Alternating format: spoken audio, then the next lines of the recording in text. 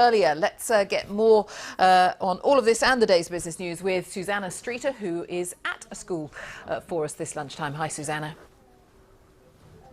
Hello, yes, it's back to the classroom for the business news this afternoon. I'm at Sheringham Primary School in East London, Manor Park, and instead of numeracy this afternoon, it's a MyBnk session. They're learning all about saving and spending and debt and interest and financial priorities. Let's have a listen in. Everything else, if it's not essential, is therefore just a want. A want. What's the definition of the word want? It's something that you don't need, like if you want fast food, you don't need it. You won't die if you don't have it.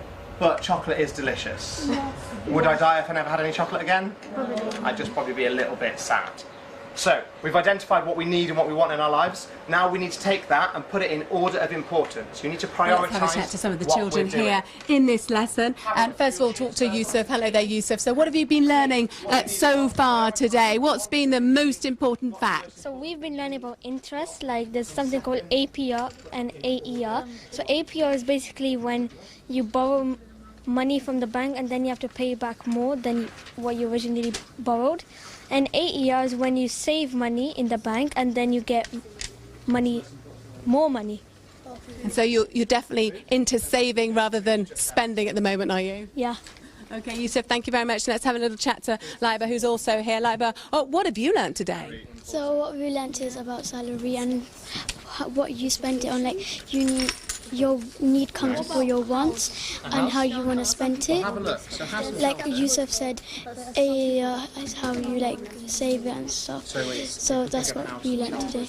And do you think you've changed the way that you spend money as a result of these lessons? Are you pestering your parents less? You don't need that. Not really. Okay, so still a little bit of learning to come, but it's certainly going to help you in the future, you hope, yeah? Yes. Okay, Laiba, thank you very much. Let's just have a chat now to Claire Walsh, who's from Schroders, which is one of the financial institutions that's supporting this scheme. Claire, tell me how Schroders is involved. Well, there's 20 financial services companies in the UK who were brought together by TISA, the Savings Alliance, to we all contributed collectively £1 million, and we commissioned MyBnk, who are a financial education charity, to develop and deliver these really what are quite fun workshops. And our main objective is to help children build positive attitudes towards money and really try and develop a culture of saving. Why target this age group, 7 to 11? Shouldn't these money worries wait until they're at least in secondary school? Well, I think many people think that learning to handle money is something that you should be taught by your parents. But obviously, as we all know, with everything from reading and writing to maths, people's parents do different things. And by integrating it into the primary education, that ensures all children get it. There was some research by the Money Advice Service, and it revealed that money habits actually start to form from age 7. And so we all know that there's a lot of adults who struggle to manage their money. If we don't get started at an early age, the danger is that people develop bad money habits. So that's what this programme's all about. There's an awful lot already in the national curriculum. Did teachers really have the space to add another subject as well?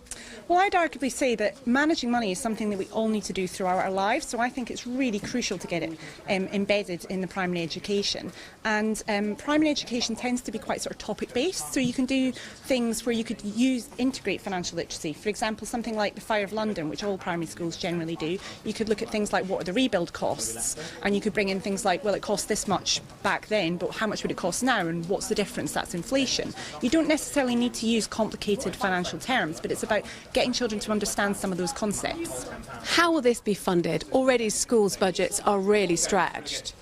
I think that is the million-dollar question. So obviously I'm really proud that Schroders got involved in funding this, and collectively the companies involved put in £1 million, and we're delivering this to 18,000 children across the UK. That sounds great, but there's 4.73 million primary age children, and if we do want to affect more people and develop a culture of saving, we really need the government to put this on the national curriculum.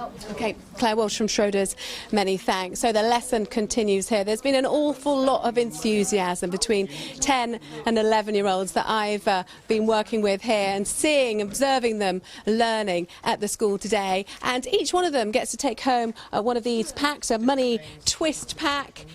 And that actually is a bit of an alternative bedtime reading. It's actually to help educate the whole family as well when they get home. And Yusuf was telling me that there's a really good demotivator tool in there to stop you spending and only spend on what you need rather than just what you want. Back to you. Susanna, thank you very much. We've all been sitting here revelling in that young boy who knew 20 times more than the rest of us. Thank you very much, Susanna Streeter there. Thank you.